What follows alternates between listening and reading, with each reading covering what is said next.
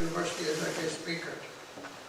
Before I introduce Dr. Pope, I would like to remind you that this speaker series is a cooperative effort between the Placentia Historical Society and the Placentia 350 Incorporated, a group set up to mark and celebrate 350 years since Placentia, or Plaisance, was made a French capital. We are taking this opportunity to also make people aware of the very diverse history of our community. This month, both our speakers will be talking directly about our history. Another way the Historical Society is seeking to remind us of our more recent history is by purchasing for the museum 2 models built by craftsman Bernard Penny of buildings that were once in our community, the Cottage Hospital and the railway station. As you're probably aware, I'm sure we've all seen them, we have a ticket sale on for that purpose with a special Christmas basket for the prize. If you would like to learn more about the Cottage Hospital and the railway station, Lee Everett has put together a display with pictures and text on the table by the wall over there. I'm not quite sure if the lighting is good enough to see that, but you can move anything around and get a better look at it. We are pleased to, again, be recording this event for future playing on the internet, thanks to Jason Council and James Newhook, who's actually doing the recording here tonight. Jason owns the website at placentiabay.ca, and you can go in there and look at it, and from there go to YouTube or other places to see this recording afterwards. And now to our main feature. Peter Pope is a university research professor and a former head of the Department of Archaeology at Memorial University. He is cross-appointed to Memorial's Department of History. His most recent book, Fish in the Wine, the Newfoundland Plantation in the 17th Century. This won Canadian and international awards. Between 2000 and 2005, he directed the Newfoundland Archaeological Heritage Outreach Approach and a SSHRC, I think that's a Social Services and Human Research Council. And that's sponsored by the Community University Research Alliance. In 2007, he was elected to the Society of Antiquities of London, and he is a member of the editorial board of Post-Medieval Archaeology. He was recently named a Fellow of the Royal Society of Canada. He's a graduate student. He and his graduate students are now working in the French Historical Society of Caen on an archaeology of Point Nord, or Petit Nord, I should say, the maritime cultural landscape of the French seasonal shore-based salt cod fishery in northern Newfoundland. He has also edited some books, and he has published a number of papers. I won't go over them all now, but in fact I'll just welcome Peter Pope to Placentia and invite him to give his presentation.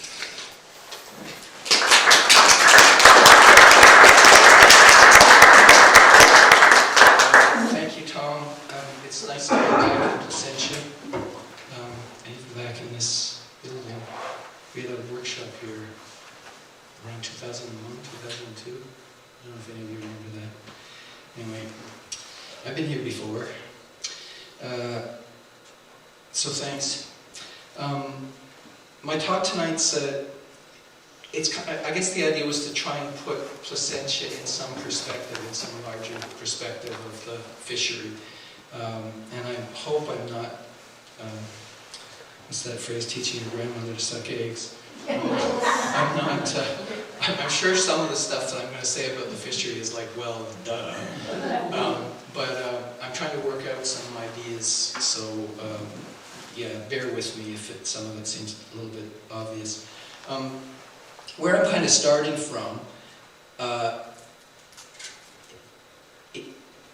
is an idea I have. I like to compare the early transatlantic salt cod fishery it's like a dinosaur. It's like one of the extinct reptiles of economic history. It was really huge, and now it's gone. So it's in its own day, it was pretty important. Every summer, about 20,000 European fishermen came to Newfoundland and Atlantic Canada and extracted resources and took them back to Europe. Now, despite its international dimensions, am I projecting okay? This thing sounds all right? All right, okay. Despite its international dimensions, this was what I call a vernacular industry. Okay, now what do I mean by that? What I mean is that the merchants who organized those voyages mustered the inputs of the fishery within limited regions. Okay, and the three key inputs were the same as they are today: the ship, her crew, and their provisions. Okay, so those three things might, on any one voyage, the three things might not have come from the same port, but each of them was usually, almost always, organized within one port. So a ship would be owned by different people in one particular port. It might pick up its crew somewhere else, but most of the crew would come from one particular port in Europe. And they might go somewhere else for provisions because some of the ports it wasn't very economic for them to provide the food and so on that the crew would need. So traditional connections developed pretty fast between particular old world ports, because it was a whole long coast. It was everywhere from the coast of Portugal all the way up to, well, the west of England and even into Ireland in the late 17th and 18th century. So it was a long, it's a big area. But what happened was particular European ports got connected with particular parts of Newfoundland. So here's the simple question I'm trying to start with tonight, and that I think maybe you'll be able to identify with. Why did French fishermen use Placentia Bay? Okay, you know that early on there was a French fishery here, and maybe Basque too. Why did English fishermen end up dominating the coast between Renews and Bonavista? Tonight what I'm going to talk about is how the fishermen from various regions of Europe became scattered along the coast of Newfoundland. Okay, so why did they end up where they ended up? Because everybody wasn't everywhere. So certain areas got used by people from particular regions. The transatlantic migratory dry salt cod fishery was carried on inshore, okay, and prosecuted from boats rather than from ships. Ships brought the fishermen from Europe, but as Lewis Roberts explained in his Merchant's Map of Commerce in 1638, this is what he said. He said they would unrig their ships, set up booths and cabinets on the shore in divers creeks and harbors, and there with fishing provisions and salt begin their fishing in shallops and boats. So in other words, it was an inshore fishery.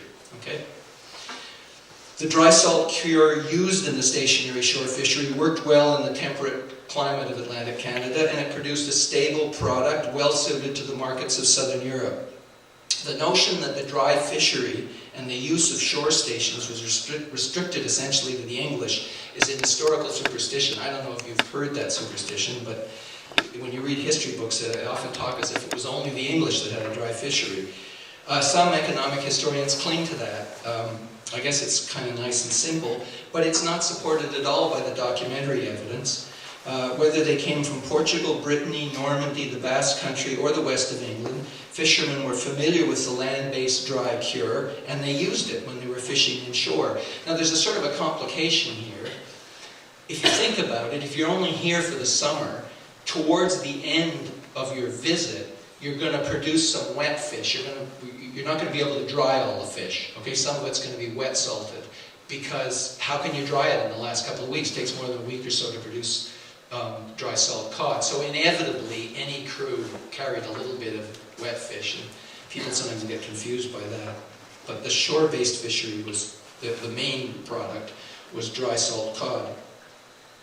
So let's look at the distribution of fishing effort. And right there you can see that this is a nice map that Robert Robinson did in 1669. And he shows the French going into Placentia Bay. Okay, you can see them.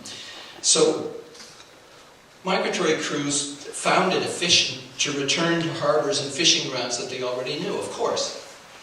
They were as well obvious advantages for crews from a particular European home port to stick close to each other in the New World for mutual aid.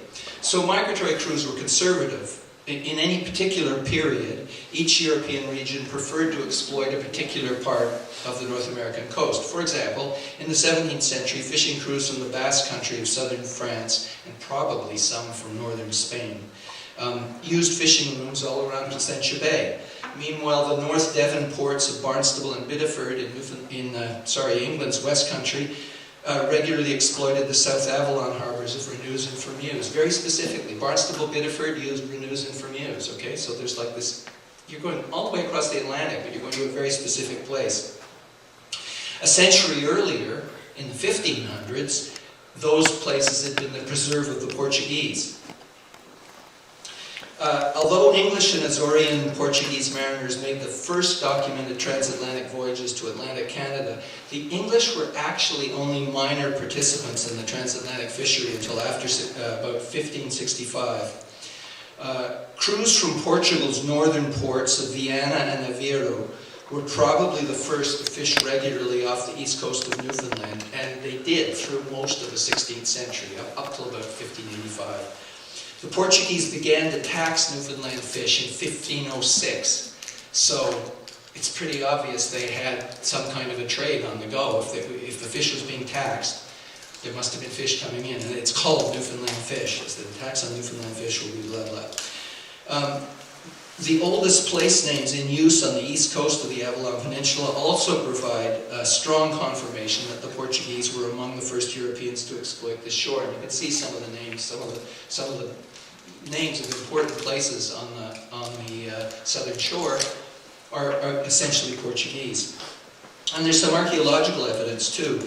Portuguese red earthenware recovered from early archaeological contexts in Fermews, Renews, and St. John's also attests to the early presence of Portuguese crews. Between about 1565 and 1620, fishers from the English West Country displaced the Portuguese, and others actually, from this part of the New World closest to Europe. In the later 17th century, the English expanded northwards into Bonavista Bay, and in the 18th century gradually westwards into Notre Dame Bay. The 18th century also saw Irish merchants and fishers move into Placentia Bay, west of the Avalon, and from there along the south coast of Newfoundland, which, of course, the French had been forced to abandon in 1713. You all know about the Treaty of Utrecht and France being booted out.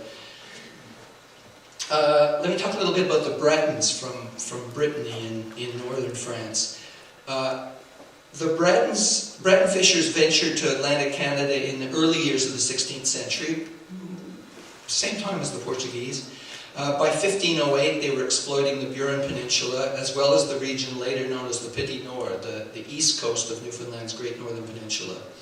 The fact that a Basque vessel there's a record of a Basque vessel fishing in Newfoundland in 1511. It's one of the earliest references to a Basque fishing vessel, and it's using a Breton pilot. They employ a Breton pilot. Well, that kind of suggests that the Bretons knew about the fishery first. There's a record of an English vessel fishing in Newfoundland. There weren't very many, but there's a record of one of them fishing in Newfoundland in, I think it's 1539. And it also did this. It did the same thing. It also employed a Breton pilot. Actually, I'm going to diverge a bit there, because there's a really funny story associated with that. The Breton that they'd hired was hired. The papers for hiring him said that he was supposed to be the pilot when they were at sea, and he was supposed to be the carpenter when they were in harbor. Okay? But in fact, he refused to work as a carpenter. It was sort of like, I'm a pilot, I'm not going to work as a carpenter.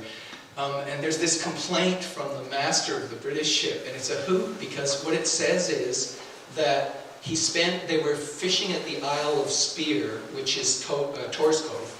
They were fishing at Torres Cove, and they complained about this guy, and they said that he spent all his time drinking with his countrymen, who would be Bretons, so there was Bretons fishing there at the same time, drinking with his countrymen and playing bowls, which is bowling. Okay, so as far as I know, that's the earliest reference to sports in Canada. So these guys were like lawn bowling, presumably, or something like that. But anyway, that has nothing to do with the subject tonight, but I just thought it was kind of interesting. Yeah, so an early reference to bowling. Jacques Cartier encountered a Breton crew fishing at Saint-Pierre in 1535. And Bretons dominated the shore fishery of what they called the Chapeau Rouge. That was their name for the Burin Peninsula. They dominated that fishery right through the 17th century, abandoning it only after 1713. From 1530 at least, the Bretons were also fishing with the Portuguese and the Normans on the southeast Avalon. Archaeological finds of distinctive coarse earthenware vessels from Saint-Jean-la-Poterie near Redon in the south of Brittany suggest regular use of Ferryland's cobble beaches in the mid-16th century. That pot was found at Ferryland, but it comes from, you see a little circle on the map, it comes from the area, that little circled area. So maybe the crew didn't come from that part of Brittany, but certainly it looks like the provisions did.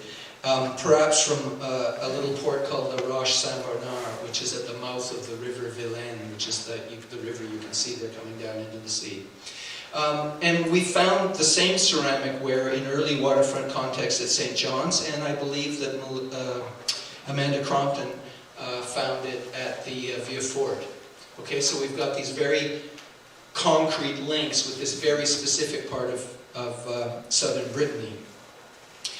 Breton crews were also fishing on the Petit Nord in northern Newfoundland by the time of Jacques Cartier's voyages in the 1530s and early 1540s, and they dominated that fishery right through the 17th and 18th centuries and actually into the 19th.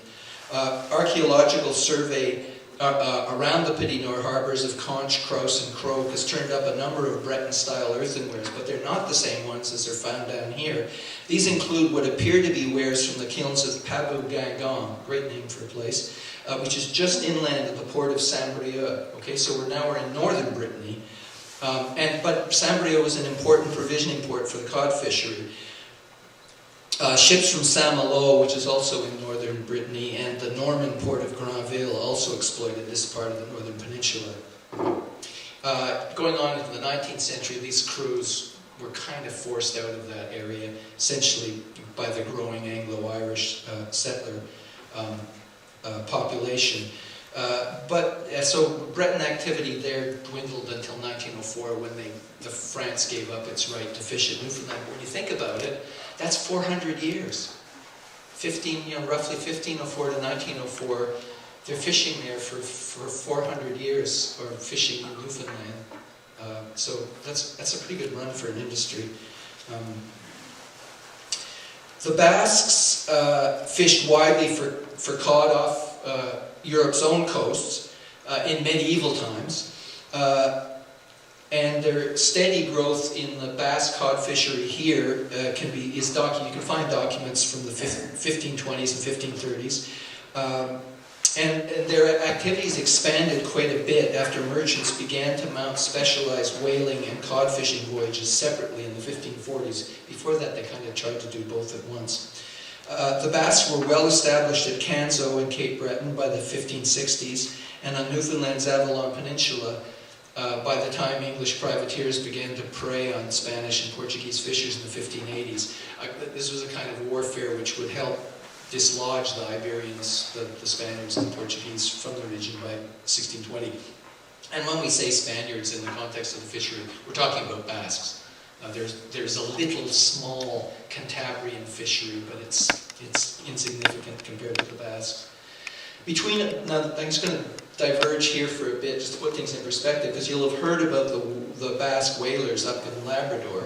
And between about 1540 and 1600, the Basques from northern Spain developed a major shore-based whale hunt on the Labrador side of the Strait of Belle Isle. This industry actually familiarized the Basques with the west coast of Newfoundland and the Gulf of St. Lawrence, into which they expanded as the 16th century wore on. So what I'm saying is that the whale fishery actually helped them expand their cod fishery. The areas exploited certainly included the Gaspé Peninsula in the Gulf of St. Lawrence. In the 17th century, when the southeast coast of the Avalon became an English shore, Basque crews in Newfoundland really concentrated their efforts in Placentia Bay. And they also, as the century wore on, maybe by sort of 1680, 1690, they were starting to develop fishing stations on the west coast of Newfoundland, notably at Port au Choix, which is actually a Basque name, and Ferrol, which they exploited until the relinquishment of the French shore in 1904. The Basque presence in Cape Breton expanded after 1713, of course, when the resident fishers here were forced to move, and you got sort of Placentia reduplicated at Louisbourg. Following the destruction of Louisbourg in 1758, those interests shifted again to the islands of Saint-Pierre and Miquelon. As far as I can see, the Basques are still there, judging by if you look at the number of echeverries in the phone book in Saint-Pierre, you can see that and there are other Basque names too, Rosamina, and I can't remember the other ones, but they're still there. The 16th century Basque whale hunt in the Strait of Belle Isle is one of the most engaging chapters in early Canadian history. It blends elements that have broad popular appeal. You've got whales, which are large, intelligent mammals hunted to extinction. You've got a forgotten period, or at least one not very well remembered. And you've got the Basques themselves, who are often considered mysterious based on the fact that the language they speak is not like ours. It's not an Indo-European language like French, Italian, German, English. I could go on. And there's also a suggested idea that they're the direct descendants of the first people who occupied Europe after the last ice age. So given these ingredients, the Basque whale hunt has often been romanticized. But, consider the supposed mysteriousness of the Basques. In a sense, the Basques became mysterious because their country they don't have a country. It got divided where they lived, got taken over by Spain and by France. So they're odd people out. But why are they odd people out? Well, they didn't develop a nation state like the rest of us did.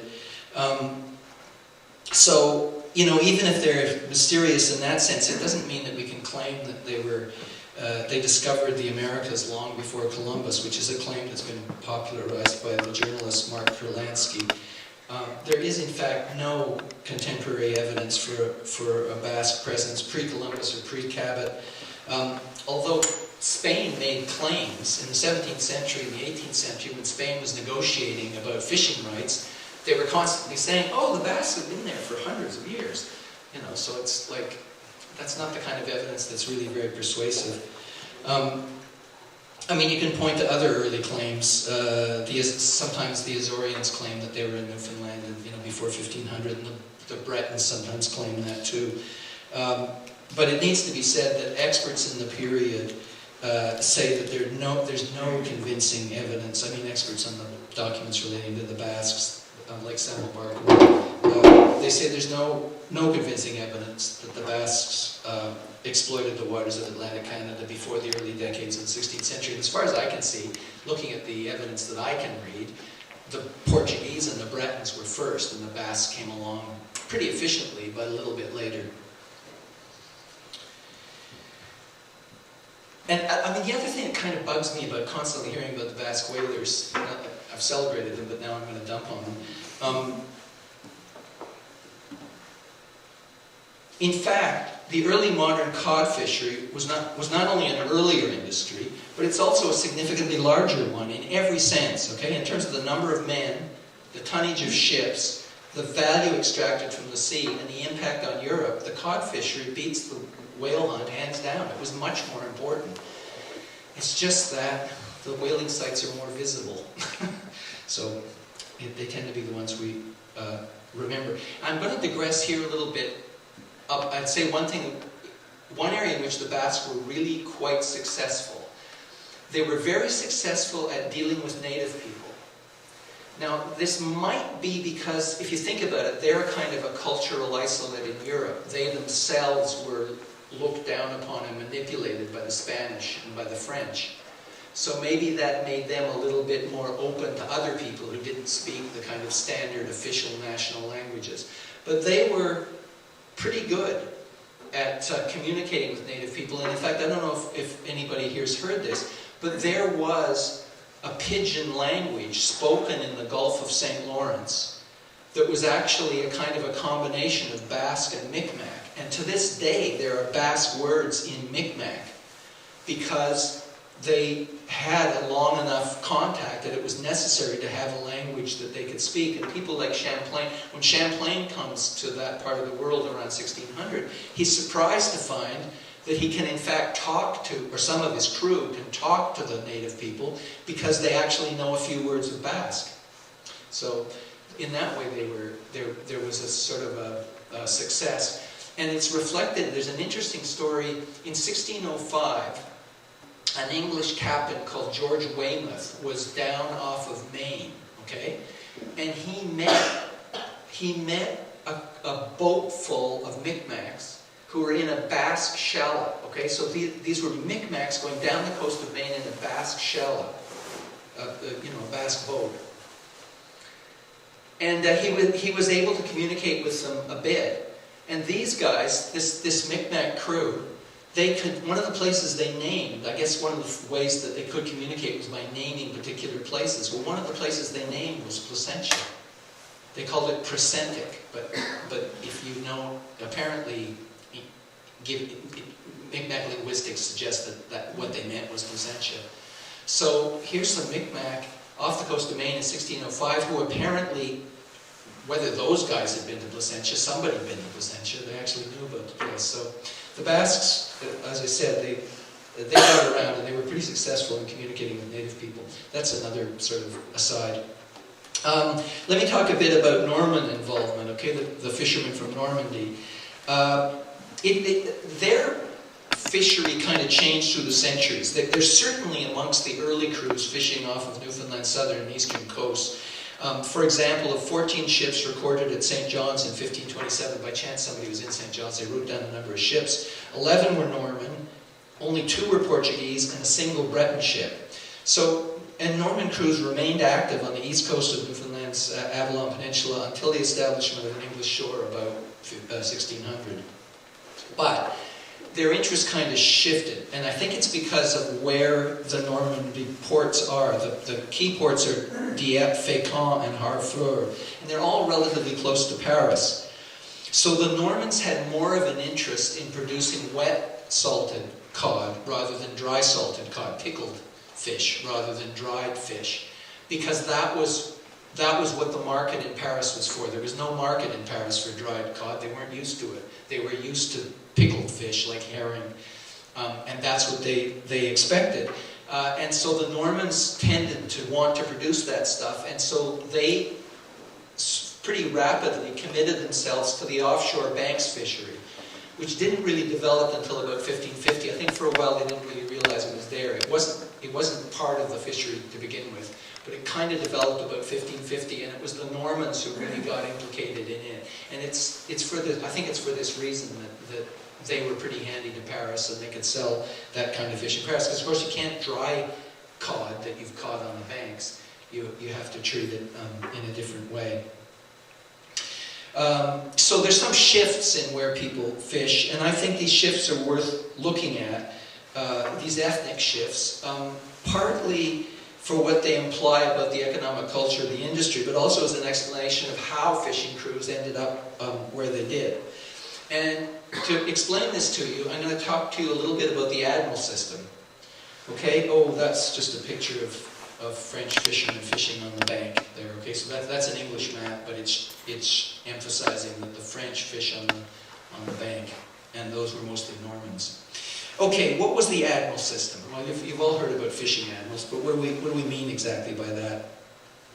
Because the dry salt cod fishery was based on shore, and because suitable shore space was limited, the Portuguese, Basque, Breton, Norman, West of England, and Irish fishers who came to the New World each summer were in competition for workable fishing rooms, okay?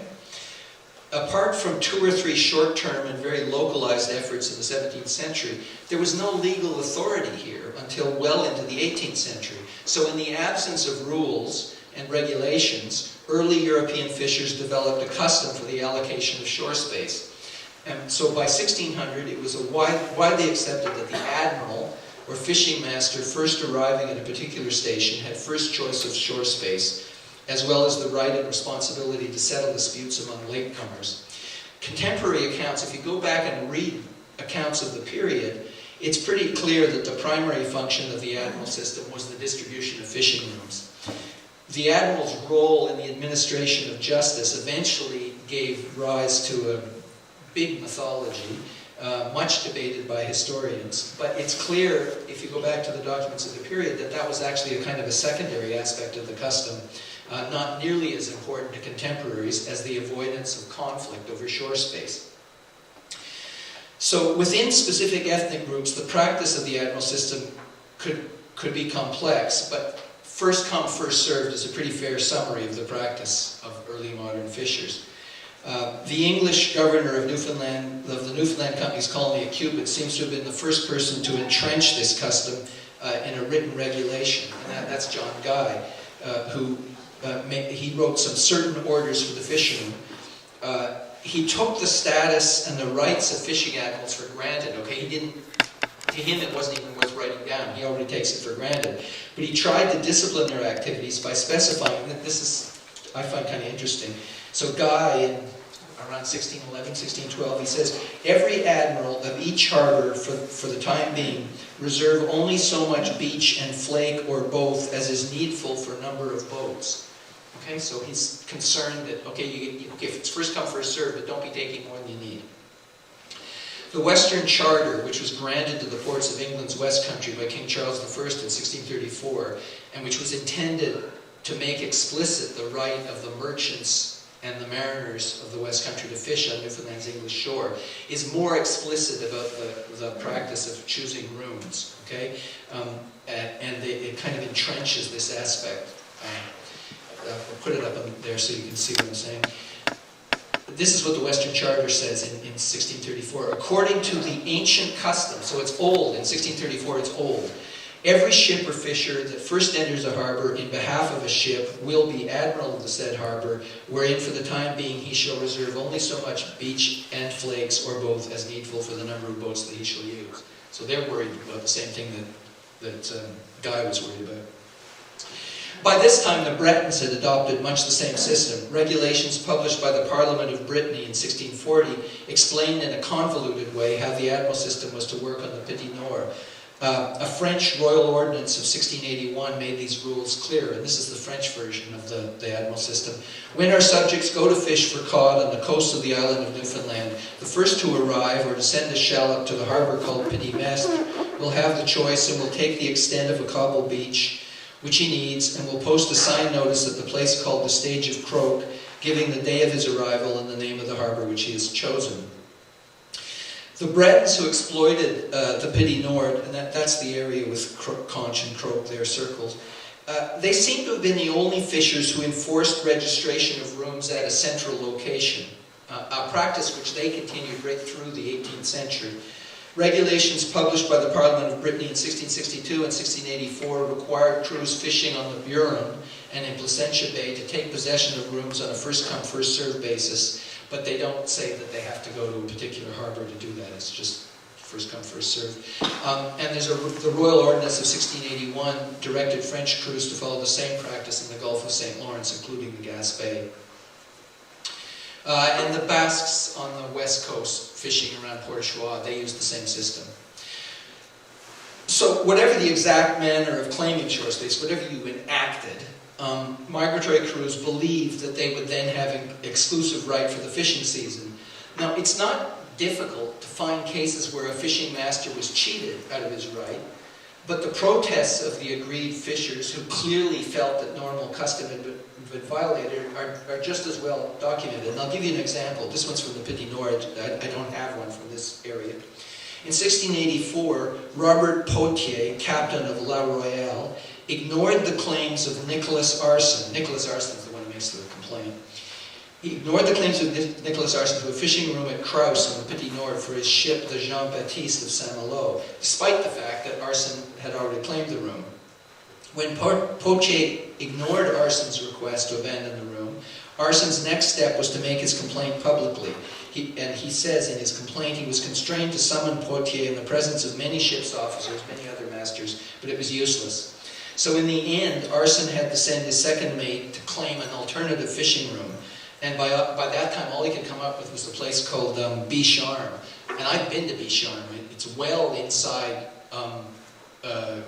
Crouse Harbour. It's a very nice spot to have a picnic, but it's a long way from the fish.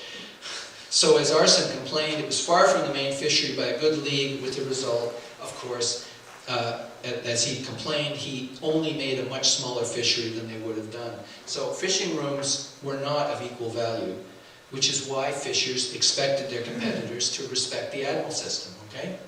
A fishing room was not necessarily a fishing room. Some were good ones, some were bad ones. The aspect of the admiral system most often abused by fishers was the aspect highlighted by Guy, the implicit custom that you shouldn't take more than you could actually use.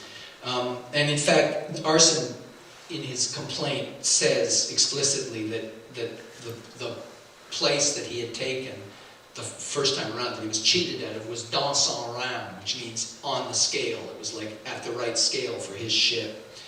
And this complaint gets made over and over again through the 17th century, that people should only take the amount that they could actually use. But again, you can see the complaints are suggesting that the system is bent a little bit, but you can see that there's a system, right? It's like all these complaints about the system not working perfectly suggest that, well, there was a system. So when did the admiral system emerge? Well, the first come, first served system is, in some respects, it's like a form of natural law. It's kind of like obvious.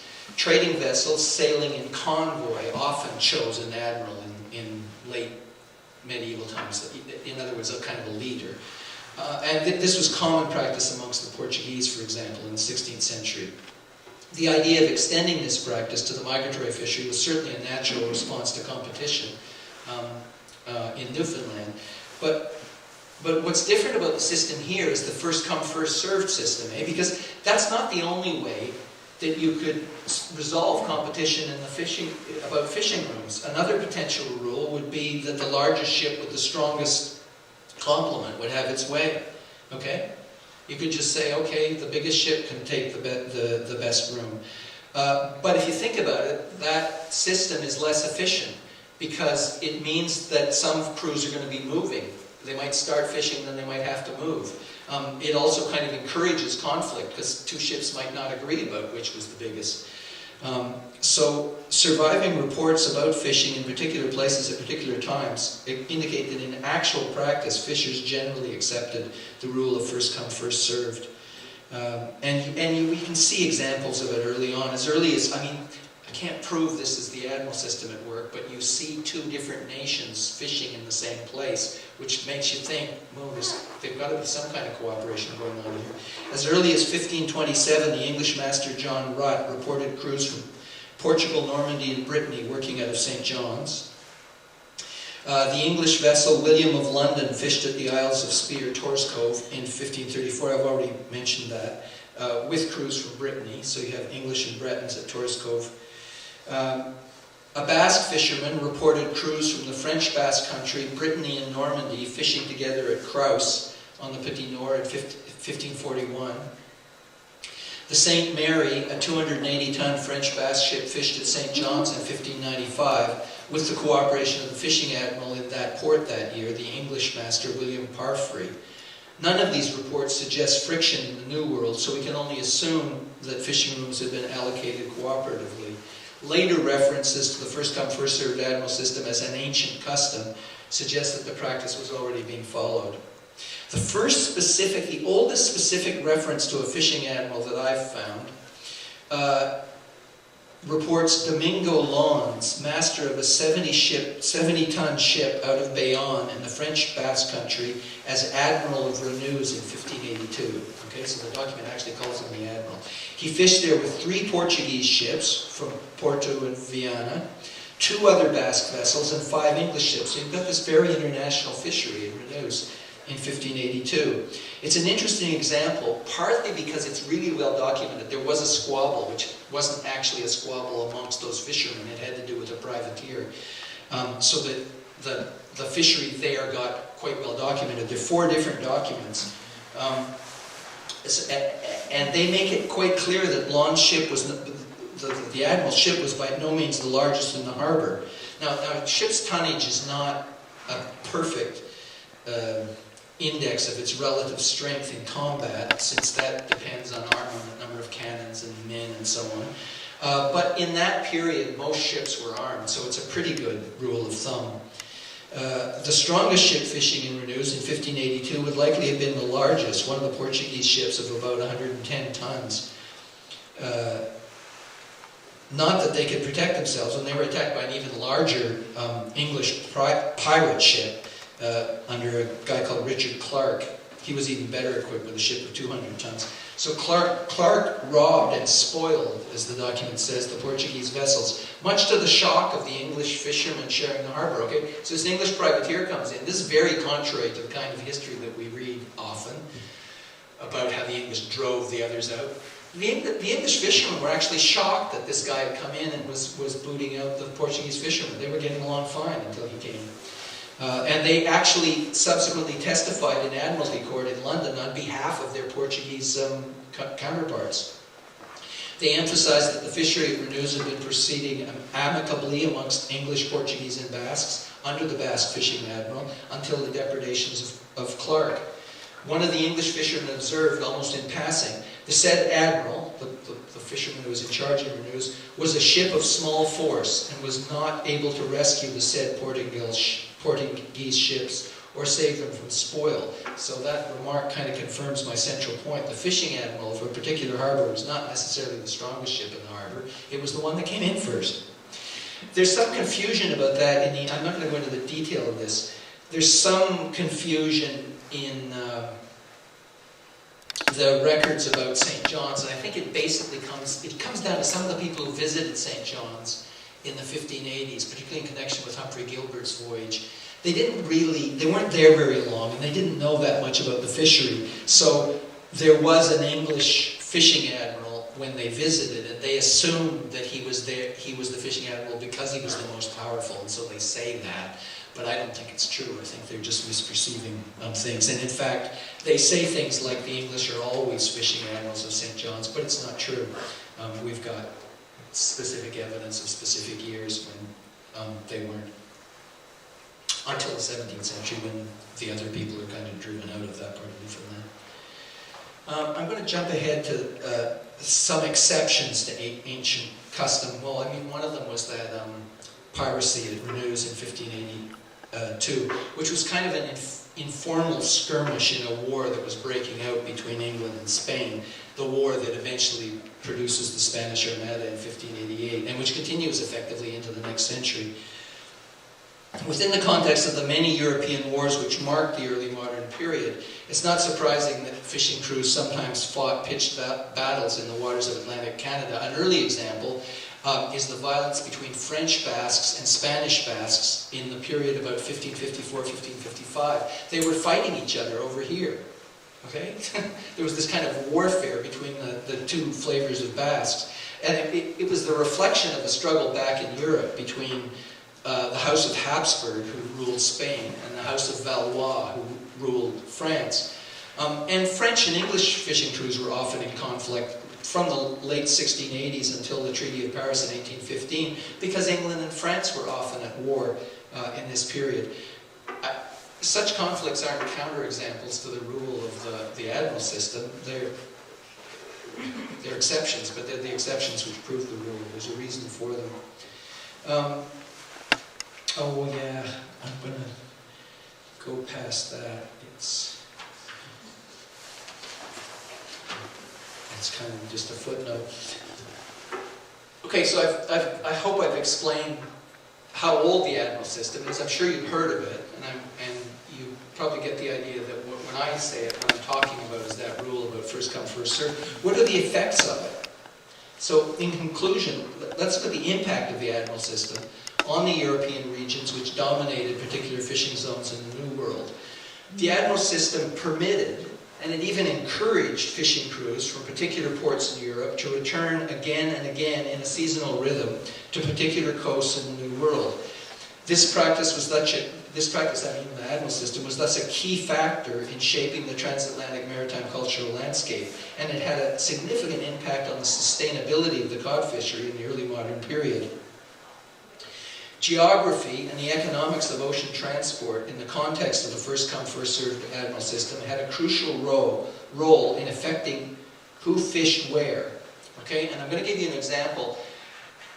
And it's going to be a somewhat later example, and it's English, and it's because I have the statistics, okay? It's a bit harder to track down for some earlier periods, or for the French, because the French records don't usually say where the ships came from. But just take a look at this English example, okay?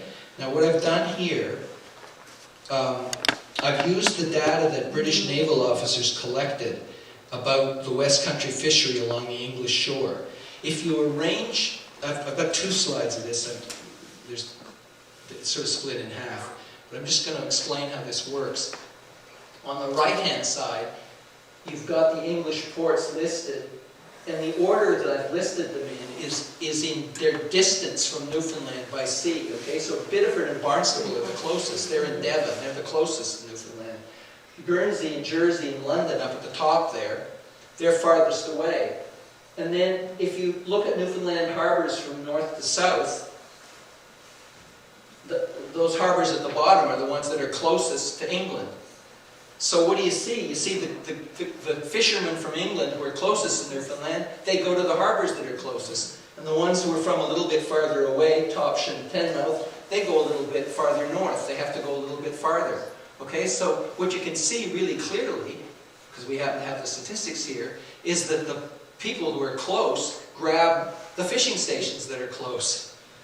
And then, there you can see, this is some more data from some of the other places. And it's jumbly. I mean, it's not perfect, but you get the general impression. Okay? You can see that there is a kind of a relationship there. Those who had a few days further to sail each season fished a little farther from home. And those who had the farthest to go found themselves exploiting the most distant harbours on the English shore.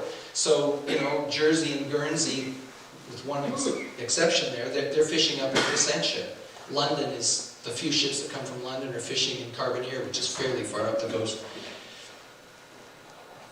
A clear pattern emerges. If you were close to Newfoundland, you had better access to the cod resource. Well, here's, well, duh, I guess. But it's actually important in the way that it affected how the ethnic groups are distributed. Because right there I was talking about various people from various English ports, fishing crews from various English ports, but we can apply this principle to other periods in a wider arena. Eventual West Country dominance of the fishery on the Eastern Avalon can best be explained by considering how close various competing European regions were to the North American resource. West Country crews could use the Admiral system of first come, first served to displace their longer established competitors from Portugal, Normandy, and Brittany from the English shore. The system they applied in order to do this, it wasn't an English invention. It was an internationally recognized practice in the migratory fishery. The West Country fishermen were able to rapidly replace their Breton and Norman competitors on the Eastern Avalon after 1565, simply because they were several days sailing closer to these rich fishing grounds. Excuse me. More distant fishermen might, of course, set sail a few days earlier in order to compete, but once that had been tried successfully, their competitors could do the same thing. So over the course of a decade or two, those closest to the resource, even by a few hours sailing, hey, it's first come, first served. You don't debate about it. Even those who get there first by a few hours would tend to reach their preferred Newfoundland harbours first. So that's a powerful lever for displacing those unlucky enough to come late to the fishery, even by a slim margin, sending them further along the North American coast. In Newfoundland, the relative proximity of West Country crews would have been an advantage in their struggle to wrest control over the North American coast closest to Europe. That's the other side of the Avalon. The Bretons, they've got a little bit farther to go away. They're starting over in France, pretty near England, but a little bit farther away. They end up concentrating on the south coast around here and on the Petit Nord. They have to go a little bit farther. The Basques, they start out way down in southern France or northern Spain, so they early on they're fishing in Placentia Bay, but eventually they get pushed to the island's west coast or even Gaspé. Okay, so the increasing dominance of European home ports with best access to the fish resource is an important aspect of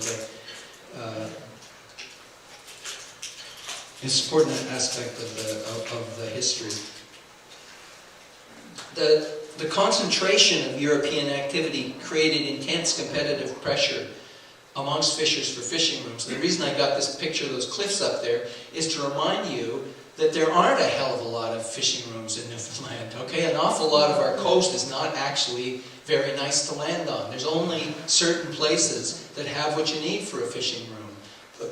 Placentia's got them in spades, but that's not very common. It's nice to have a big cobbled beach so you don't have to build flakes. You want to have a place where you can moor your ship so it's going to be safe. You want to have a place where you can land boats in most kinds of weather so that you can fish in most kinds of weather. You want some fresh water. You want some wood so that you can make flakes if you need to, and you certainly are going to need wood for cabins and cook rooms and so on. So all fishers needed these things. But when you start looking at the number of places that have all those things, plus good access to the cod resource, plus good access to bait, and good access to bait in different times of the year, like early in the season, in the middle of the season, and so on.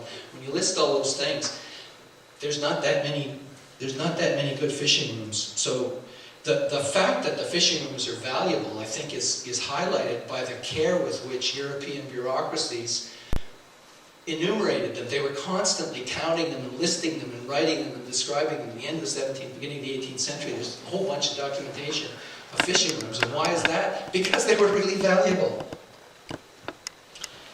So the economic culture of the transatlantic fishery, the admiral system, channeled competition amongst migratory crews, and in the long term, scattered fishers from particular European regions across Atlantic Canada. The complex needs of the shore-based fishery put a significant premium on intimate knowledge of the resources of particular fishing rooms, and therefore strongly encouraged crews from each specific European port to return to the part of North America that they already knew. The notoriously intense competition within the dry fishery for preferred shore spaces provided a strong incentive for ethnic clustering. And that's a map. I don't know how readable. Oh yeah, I think it's pretty readable on the screen. There was a pretty strong incentive for that ethnic clustering, and that's basically what emerged over time. The coasts of the New World were far from the authority of the Old, and in this situation, fishing crews were most comfortable and most secure working among neighbors from home, if not actually amongst kin. And it was the admiral system that pushed them to group, but I think it was that practice of working with your friends and your neighbors that kept it going. The value given to being able to return to the same fishing room, or at least one close by, eventually led to the employment of overwintering caretakers. This seems to have been one of the ways informal settlement crystallized on the 17th century English shore in the 1610s and the 1620s, and here in Placentia around 1660. There's pretty clear evidence that the official colony actually is a little bit behind a kind of an unofficial colony who are basically caretaking. It was certainly the origin of settlement on the later French shore of the 18th and early 19th centuries, when it's well recorded that the first settlers are guardians who are paid by the French to stay there and take care of fishing rooms.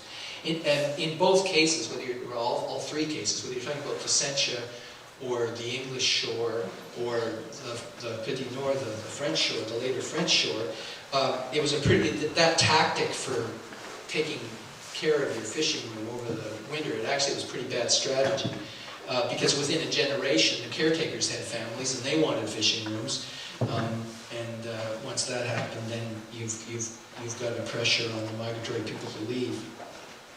So as settlement developed in Newfoundland, Cape Breton and the Gaspé in the 17th and 18th centuries, the admiral system increasingly came into conflict with local property rights a pattern of confrontation which is repeated with the spread of resident fisheries throughout the Gulf of St. Lawrence right into the 19th century. I mean, this conflict goes on into the 19th century. I'm thinking now of the North Shore of the St. Lawrence, which is kind of the area south of Blast.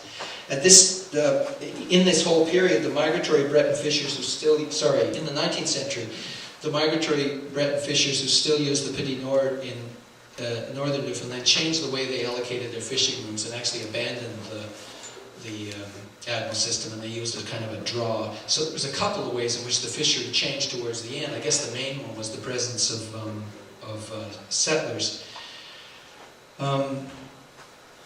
But until then, until those 19th century changes, and right through all the early centuries, the economic culture of the migratory fishery in the form of the Admiral system, it concentrated fishing effort in particular places. It made destinations a matter of routine. Certain destinations became routine. If you came from a certain point, if you came from Saint-Malo, you probably fished on the Petit Nord. If you came from Saint-Jean-de-Luz in the Basque Country, you probably fished at Placentia. If you came from Barnstable, you fished at Framuz or Renews, and so on. So those things became a matter of routine. And in the end, I think it was that Admiral system that determined where transatlantic fishers of various European regions would end up catching and curing their cod. Thanks.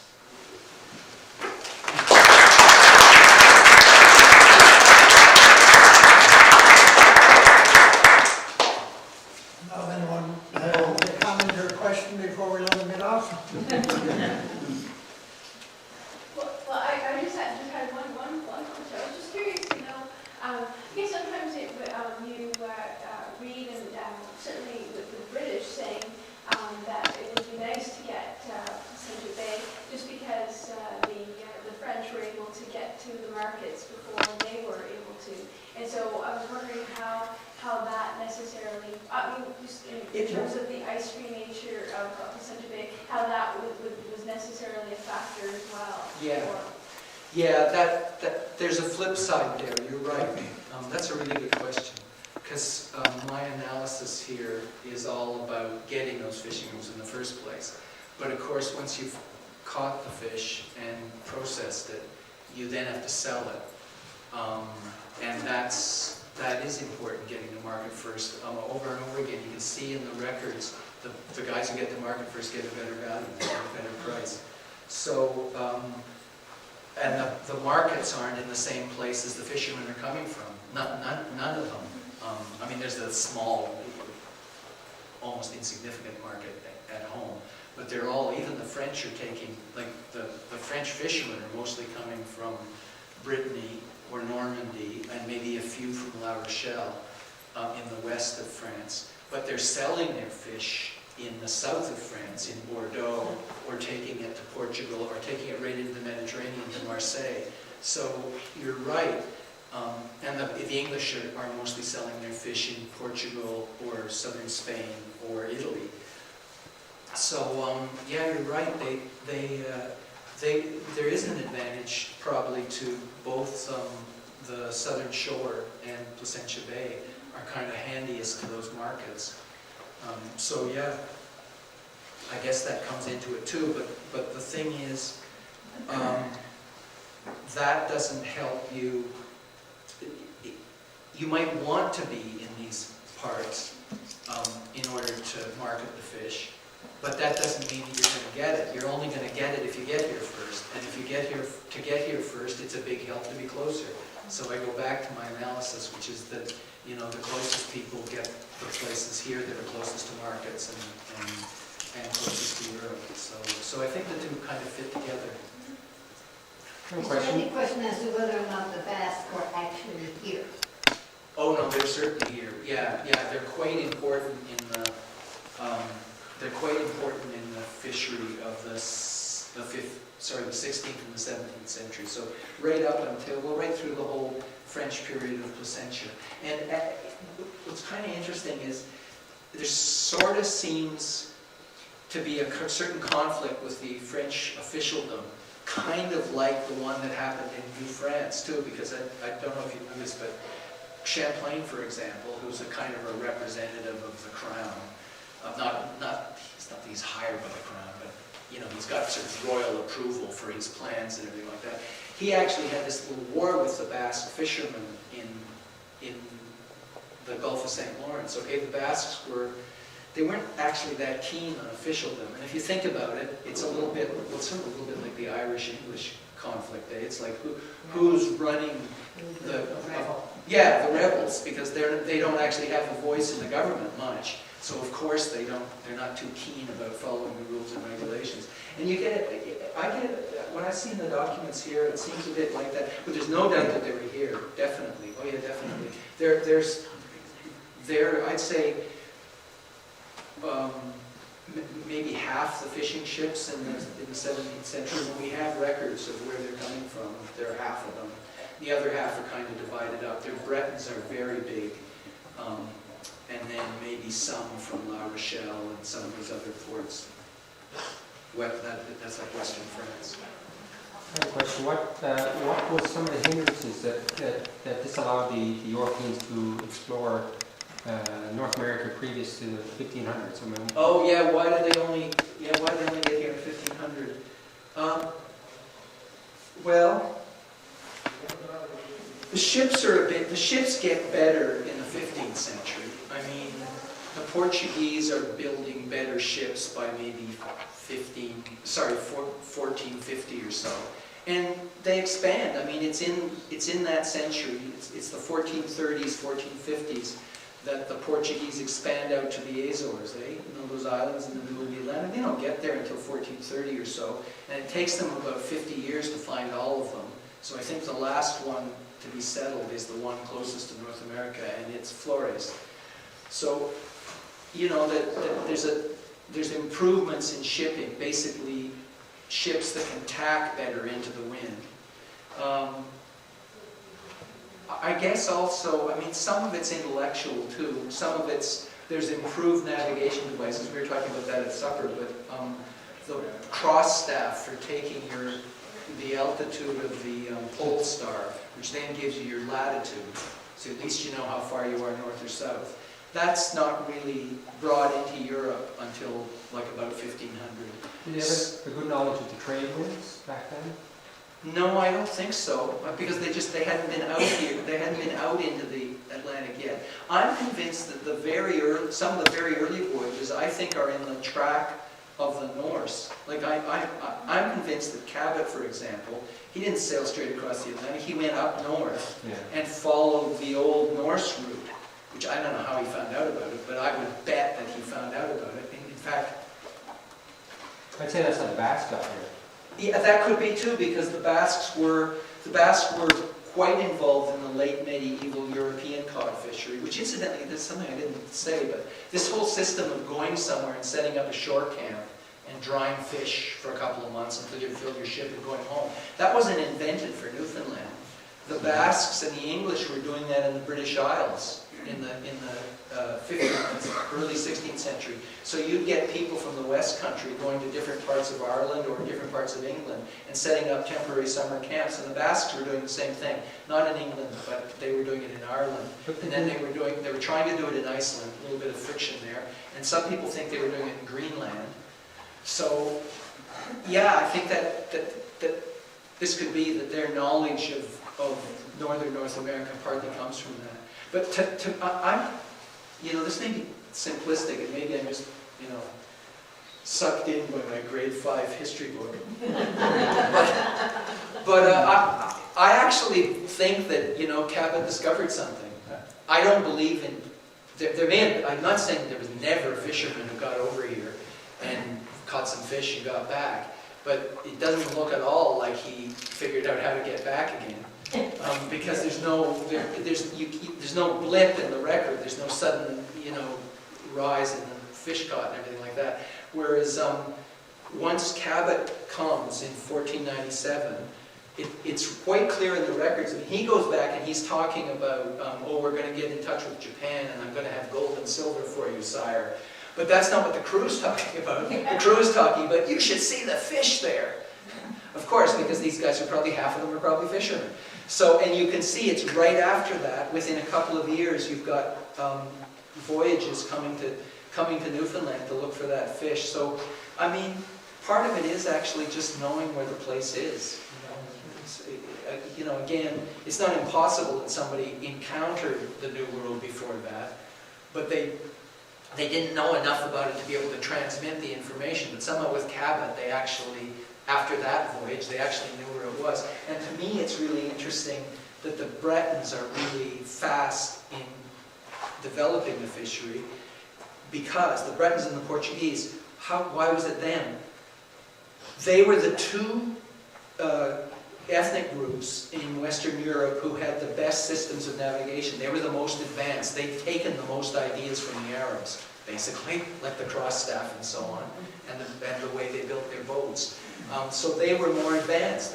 They were actually better navigators. The best navigators in early 16th century Europe were the Portuguese and the Bretons. So I don't think it's that surprising that they moved in really quickly, because they could.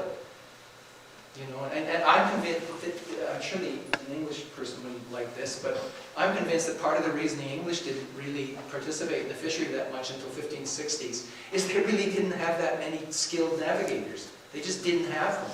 You know, I'm not saying there were none, but they just didn't have them in the numbers that the Portuguese and the Bretons did. So I think some of it's actually knowledge, you know, it's just like knowing where the place is. Maybe that's a circular explanation. Saying, why didn't they discover North America before 1500? My answer is because they didn't know about it. But I think it's why they didn't exploit it. There's a great line, what's his name? Henri Perrin. He was a Belgian historian of medieval commerce. He has this great line. He says that the Vikings discovered North America, and then they forgot about it.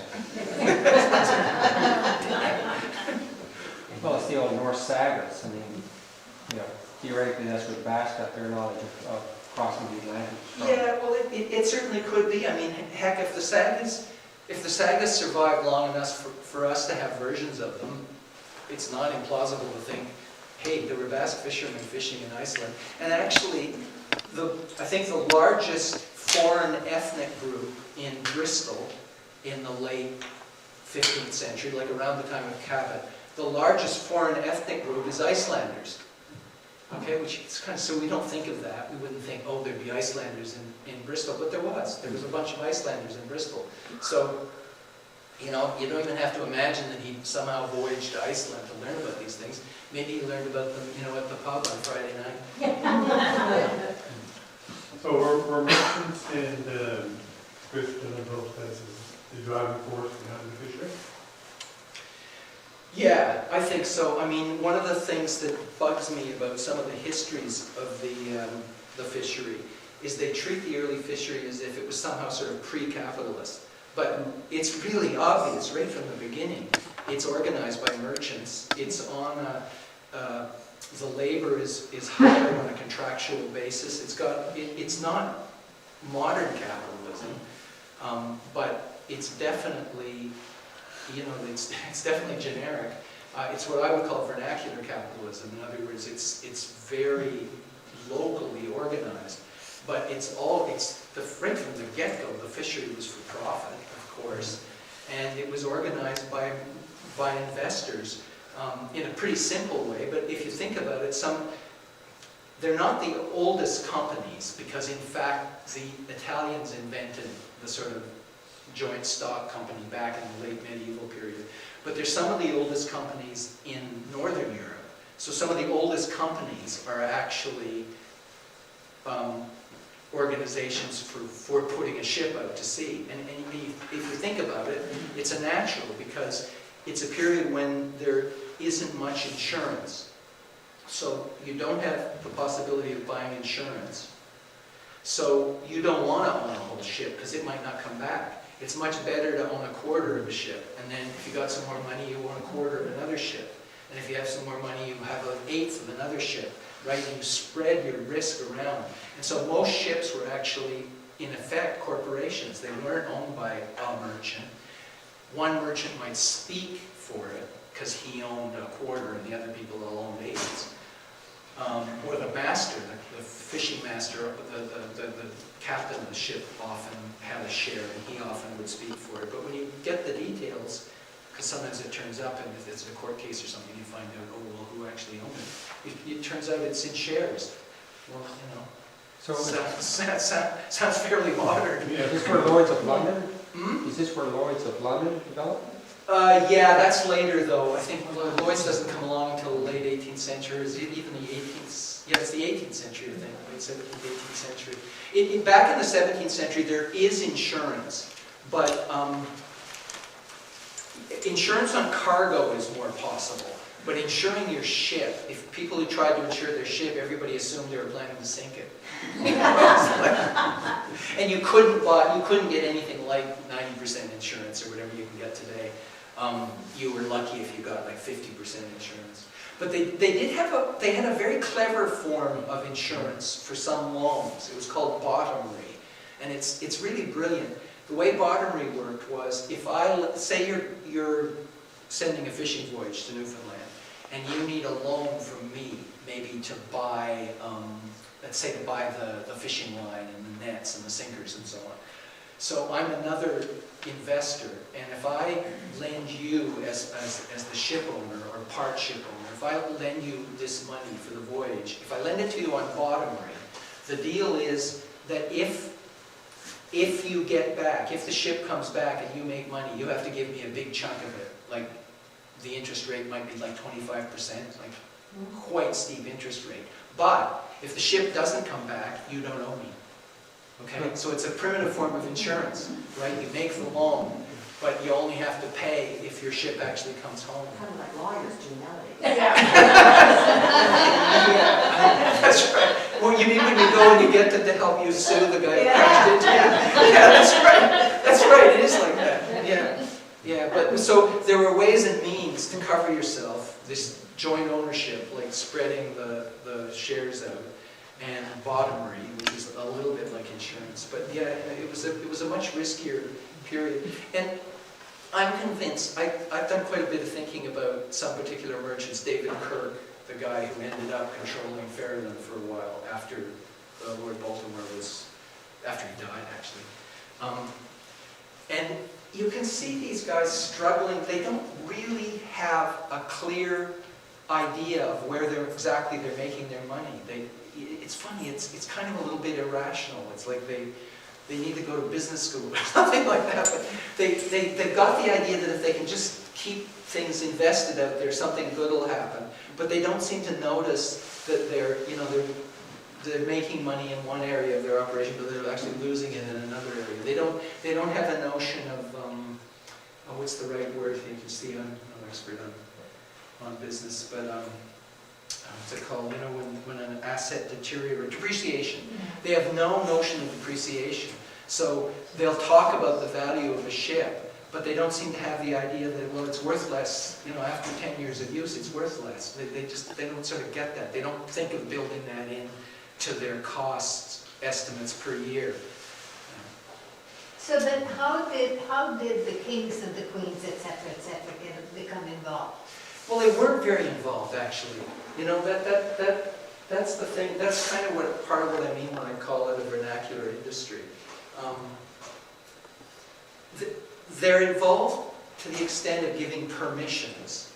So you get, well, like Cabot, for example, he basically had a permission from Henry VII to come and look for some new lands, and a kind of a promise that if you find them, you can be prince of them, sort of, as long as you give me a cut. You know, with Cabot's first voyage, the one when he probably found Newfoundland, the king actually didn't invest anything in it. In the next voyage, once he found something, he put some money in. But it was kind of like a private investment. How would it be private? It was. He was trying to make a buck off it. A pound off it, I guess I should say. But, you know, to a big extent, they're not involved. The French are more involved. I mean, Placentia was officially set up as an official colony, because the French had that kind of concept, oh, we'll pay for official colonies, right? I mean, it's funny, it's like, as the French say, plus ça change. Placentia shows, the more it changes, the more it's the same thing. But it was the French who had the notion that the state should be involved, that it was good to take taxpayers' money and invest it in promising developments. Okay, so the French did that. The English never did. The English, it was like, it wasn't that they didn't like the idea of colonies, but it's pretty rare. Even in the main American colonies, there's exceptions, but they're sort of towards the end of the 17th century. Early on, they gave permission, but they didn't actually put any money into it. They didn't arm it and give it soldiers then, didn't provide soldier Not until protection. they're threatened by France. Yeah, that's when they get serious. That's certainly the story in Newfoundland. They never gave blank all until until they're threatened by France, and then all of a sudden, oh yeah, well, this is what they get pressure. And the English get pressure from the West Country merchants who are making money out of the fishery and say, hey, you've got to protect this for us. So you then, end of the 17th century, you do get some official British Army, British Navy. British Navy's a bit involved before that. But like, you go back to the period of Calvert, there was a war between England and France in the 1620s. So English fishermen on the English shore needed some protection. Who gave them protection? It was Calvert. It wasn't like the English sent out some Navy ships. Calvert had to do it, and in fact, it cost him quite a lot. He couldn't get the money back for it. He asked the government, and man, he had good contacts, as good as you could have, because he was like a former cabinet's the wrong word, but it's like that. It was like he was in the direction of the government, but he couldn't get the money he'd spent back. It's one of the things that really cost him in that whole episode of trying to colonize Fairhaven. So yeah, it was a long time before governments, really played a very big role. I know it says that the history books always talk as if it starts with them, but I think that's really wrong. Maybe less so. There might be places down in the States where it's more like that, but for Newfoundland and Acadia, it's a really different story. I suppose Placentia is the exception that proves the rule, but it's because it was French. The French were more into that. I just had to ask you one last question, just because, it's just really so sorry. But what is your opinion, I guess, on the island of Brazil, I suppose? The Isle of Brazil. Well, that's a name it's in a lot of early documents. People kept thinking that they saw it. And then at the time that Newfoundland gets discovered by Cabot, I think, it gets attached to Newfoundland, or attached to part of Newfoundland, probably the Avalon Peninsula. I think it's impossible. There's some other ones too. I think it's generally impossible to figure out where the heck people are talking about when they talk about those names like the island of Brazil, because it's just like, how could you tell? How can you tell? It's a mention, and it's like, maybe it was a real place. But part of my cynicism comes from, I'm trying to remember the name of it now, Friesland. Looks like cold land or something like that. It's on maps. It's on maps for centuries, somewhere between here and Greenland. Okay, there's this big island that a lot of maps show. There's no island there. But it got on the maps, and it's on the maps. It's like everybody is sort of, oh yeah, I saw that place, put it on the map. But they couldn't possibly have seen that place. It wasn't there. It's like Atlantis. It's like Atlantis. Yeah, well, Atlantis maybe does have some, distant root in something or other. But yeah, I guess what I'm saying is there actually are places on maps for centuries that weren't anything. So it's very hard to tell if the island of Brazil is one of those. It's just a completely imaginary place, or was it an early name for, Newfoundland? Yeah, I guess that's what I was thinking. I guess when you read some of the things that they're saying, Isle of Brazil, it's fictional. I mean, it's a fictional island. But when they spoke about going there, did they, in fact, was it actually Newfoundland? And then it ties in again with what you were saying with regard to the attention that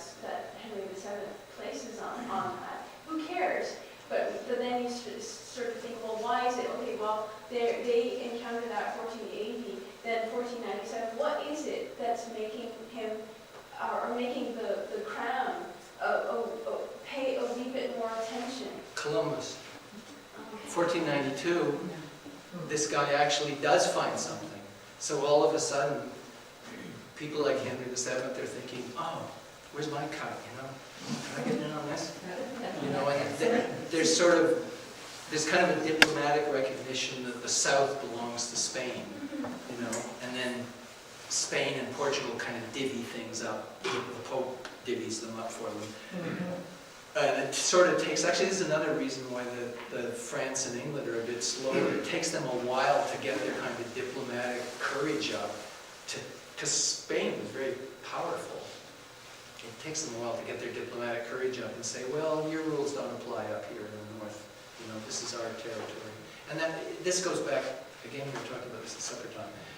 It goes back to kind of, there are some fairly simple geographical explanations to why are England and France interested in this part of the world. Well, it's straight across the Atlantic from there. You know, it's like of course, they get interested in other places too. But early on, it's not rocket science.